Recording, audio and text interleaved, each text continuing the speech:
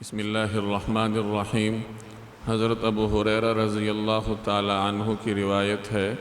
کہ نبی کریم صلی اللہ علیہ وسلم نے ارشاد فرمایا، جس کا مفہوم یہ ہے کہ اعمال صالحہ میں جلدی کرو قبل اس کے کہ ایسے فتنے واقع ہو جائیں جو اندھیری رات کی ٹکڑوں کی طرح ہوں گے۔ آدمی صبح کے وقت مومن ہوگا اور شام کے وقت کفر کر جائے گا، اور شام کے وقت مسلمان ہوگا، مومن ہوگا، تو صبح کے وقت کفر کی حالت میں کرے گا اور اپنا دین معمولی سے نفع کے عوض بیچ ڈالے گا۔ یہ صحیح مسلم کی روایت ہے جس میں کئی باتیں قابل غور ہیں۔ پہلی بات یہ کہ نبی کریم صلی اللہ علیہ وسلم نے اس فرمان میں نیک اعمال میں جلدی کرنے کا حکم دیا۔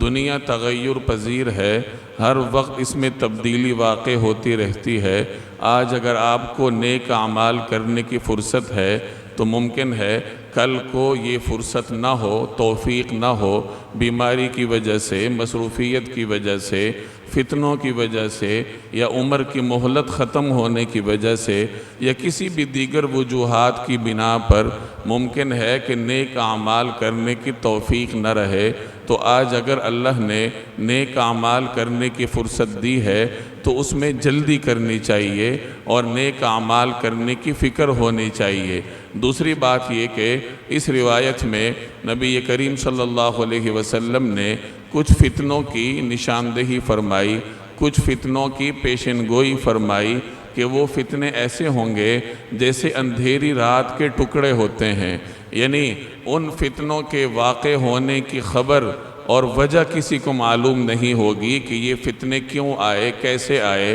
اور یہ ختم کیسے ہوں گے۔ جیسے اندھیری رات میں کچھ سجھائی نہیں دیتا، اسی طریقے سے ان فتنوں کے دوران بھی کسی کو کچھ سجھائی نہیں دے گا، اور یہ فتنے اتنے سریع الاثر ہوں گے، اتنے زود اثر اور اثر انداز ہوں گے انسان پر کہ ایک آدمی اگر دن کو ایمان کی حالت میں ہے تو وہ شام کو کفر کر جائے گا، خواہ حقیقتاً کافر بن جائے یا خواہ اللہ کا ناشکرہ بن جائے، یا حرام کو حلال سمجھنے لگ جائے، حلال کو حرام سمجھنے لگ جائے، تو کوئی بھی صورت ہو لیکن وہ کفر کر جائے گا۔ اسی طریقے سے ایک آدمی شام کو حالت ایمان میں ہوگا لیکن صبح اپنے ایمان سے ہاتھ دھو بیٹھے گا، اور آدمی کا ایمان اتنا کمزور ہوگا کہ وہ دنیا کی چند کوڑیوں کے عوض اپنا دین بیچنے کے لیے تیار ہو جائے گا۔ تو ایسے حالات کے آنے سے پہلے جتنا ہو سکے نیک اعمال کر لو،